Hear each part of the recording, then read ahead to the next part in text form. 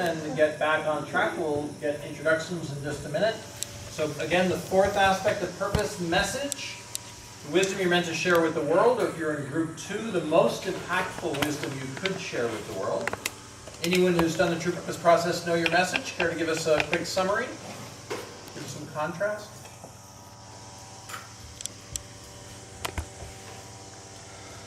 No taken? Mission and message, by the way, are the hardest to get of the 4 aspects for an individual because they're high stakes. It really makes the ego nervous. Cool. All right. Apparently they don't have permission to share, which is no problem.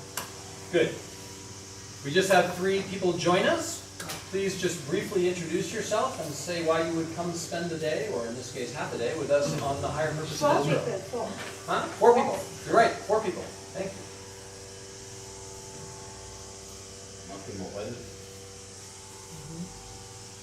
And I've known King Teddy for a while, and I was very impressed with his philosophy. And I've been racking my brains for a long time on what should be the purpose of the state of Israel, because without the purpose we will not able to exist. And he said this is exactly the subject of this meeting today. So, Well,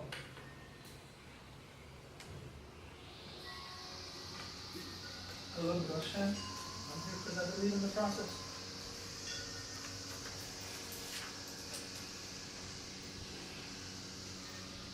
Hello, Goshen.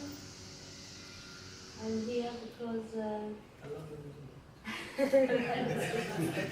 he didn't make you come, did he? yes.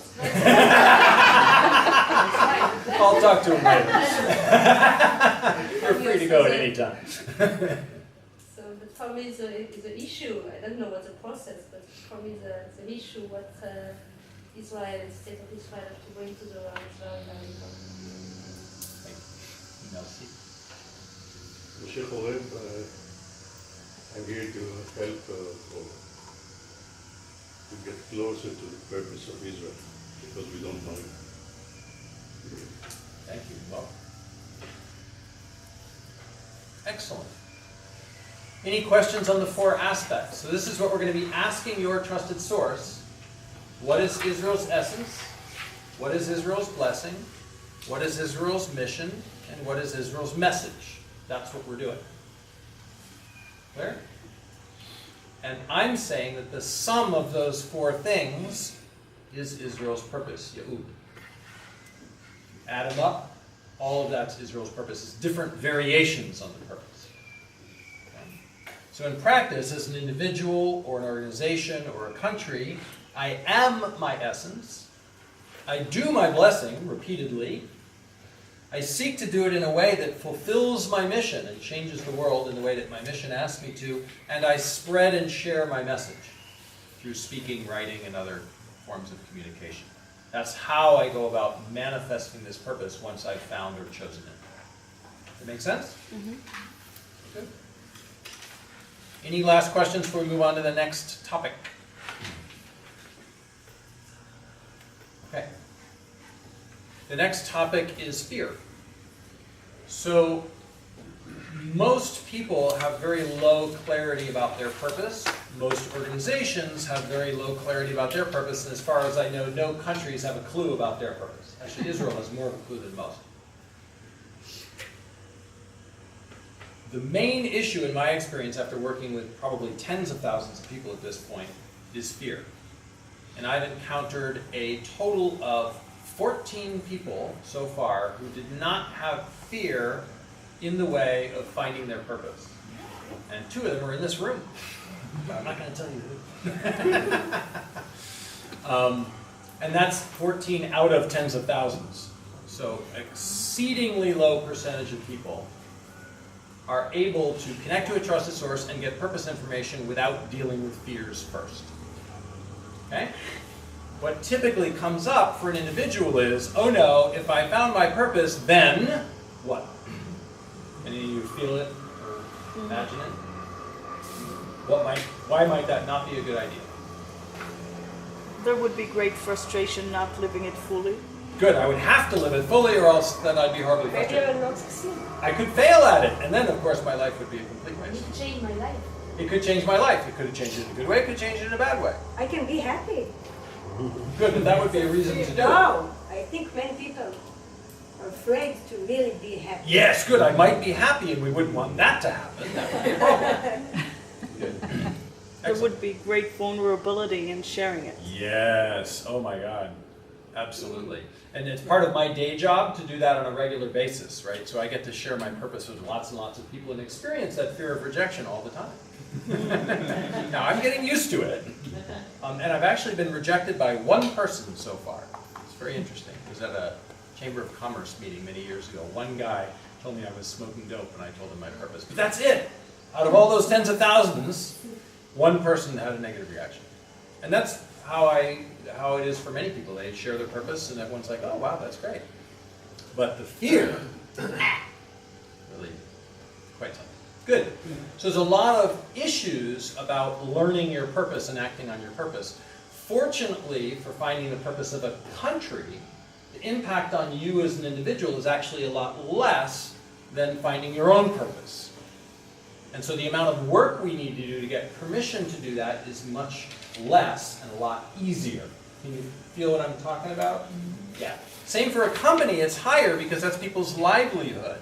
If finding the company's purpose causes something bad to happen, that could cause them to get fired or the company go out of business, that's a lot of personal impact that they might have to endure.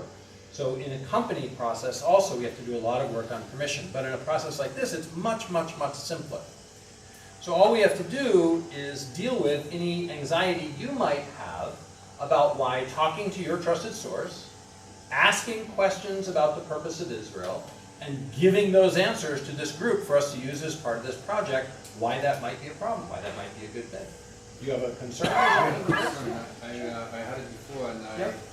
I feel a little awkward to present it, but I know you're all such tolerant people that you would be able to heal my fanaticism. There's a mitzvah, there's a command in the Torah that you cannot say that God told me A, B, C, and D. That's called false prophecy. I mean, Okay.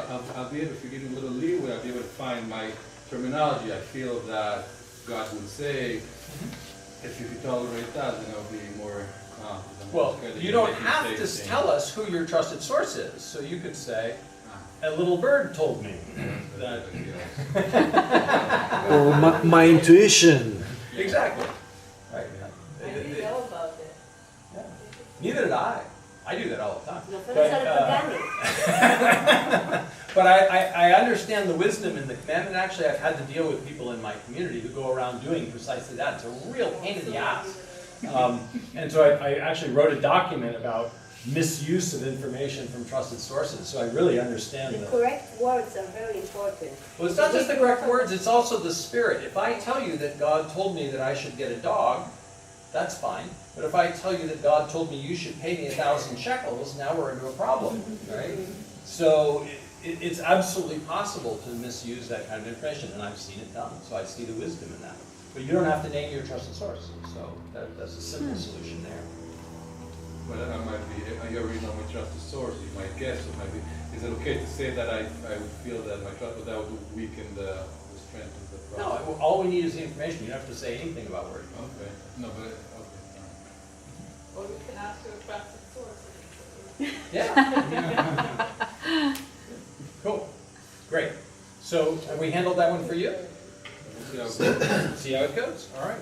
Well, Okay. So here's the question, which is there any agreements that you need? He was actually giving us a great example. Anything you need to feel safe and comfortable dialing up your trusted source, asking these 4 questions about Israel's purpose, and then supplying the answers to this group so we can see if we can turn it into purpose statements.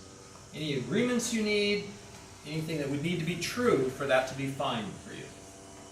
And if you feel fine already, then the answer is no, and we don't need to do anything. Yeah. One way that helps me think about it is think about this as a brainstorming process. Absolutely. Everything's legit, no criticism, like whatever comes up is great, and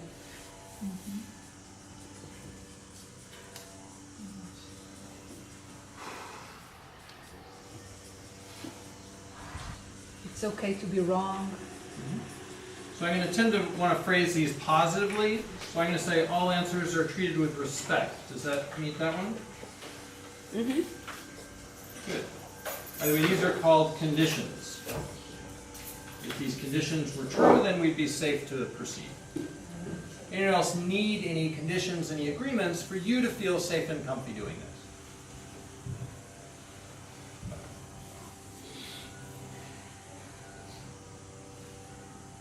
Okay, so if these two things were true, would you be fine?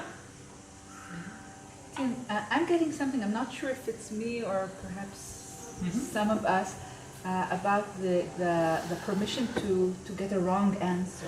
Okay, let me say a little bit about how the process works, which is, first of all, the answer of what is Israel's purpose can't really be answered today. Because in order to have a national agreement on what that purpose is, a lot more people are going to have to be involved in this process. And it's going to have to be a lot more public. So these are preliminary answers anyway. If we're lucky and we play our cards right, we might even have an essence-based purpose statement, a blessing-based purpose statement, a mission-based purpose statement, and a message-based purpose statement by the end of the day, which will then go into a big pile with other groups' input and get mashed around, and eventually something will come out the other end. And along the way, what happens is we keep selecting for which information has the highest emotional impact. And so most of the answers, the vast majority of them, are going to get filtered out, many of them in the first pass, as not being the answers that have the highest emotional impact. So we're not actually concerned about wrong answers. Most of them are going to be quote-unquote wrong. And the final answers probably won't be word for word what anybody said at the beginning. It'll be a combination of different stuff that people put in. So this process is designed to filter through very large numbers of quote-unquote wrong answers to find the most powerful stuff. That's how it works in a collective setting like this. Emotional impact on whom? On the person reading or speaking it. So in this case, on this group. So this group has to respond emotionally in unison as a group. It doesn't have to have the same emotional response. So, but the aggregate emotional response. So if I read a statement, and Bodhi reads a statement, and the group has a stronger reaction to Bodhi's statement, then his goes on to the next round. Now when we're doing it, it'll be anonymous, so no one will know where the statement came from necessarily. They'll just be on a list. And we vote. Vote on which one has the strongest emotional and physical impact. Because that invariably is the most accurate information. And by the way, this is the big failing of company mission statements, is they don't generate any emotion. And if you want to motivate people, people are motivated by emotion. They're not motivated by logic. People make decisions with emotion and justify them with logic. All salespeople, good salespeople know this. So a company mission statement or vision statement that does not generate emotion is useless as a motivational tool. How do you define emotion? Because emotion could be very superficial or only because we are together and we enjoy and after it's finished after one day. How did you define emotion? So I don't need to define it that much because any reaction counts and it's the strength of the reaction that matters. So someone could have a strong physical reaction, and that's also a good judge of this. So they could feel happy, they could feel sad, they could feel angry, they could want to throw up. It doesn't matter what the reaction is. The thing that indicates bad purpose information is no reaction at all.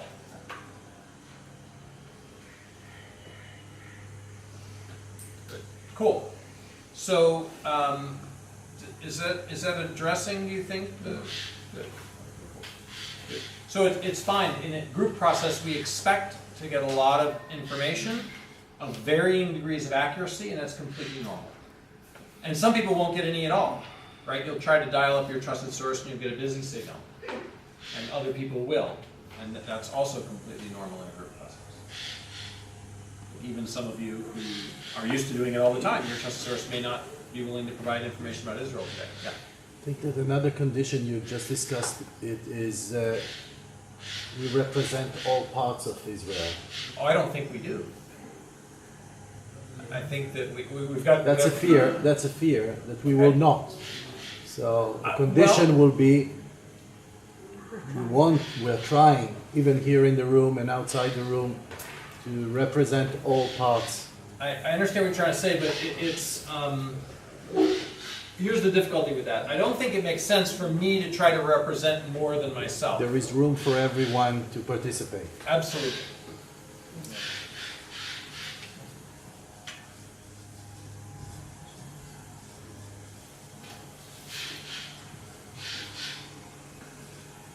And by the time the project is over, we will have had to have gotten representation from all parts of Israel.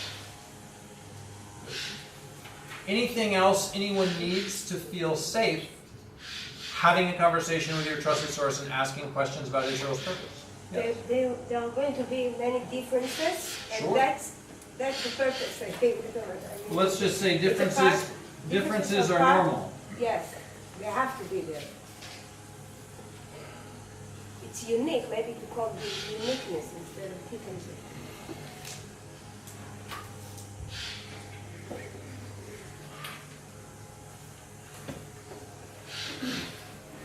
Good. Differences and uniqueness are normal. Good. Okay, so let's just check in and see. If these things were true, raise your hand if you would feel safe doing this process today. Okay, good. Anyone need anything else before we move on? I think that the energy calls for a break. It does. You're right. Absolutely. When we come back from the break, we'll choose a method for doing this process, and we'll do it. How long do you guys need? A little over 15 minutes? Perfect. Yes. How about 11:35? Be back. Does that work? Yes. See you at 11:35.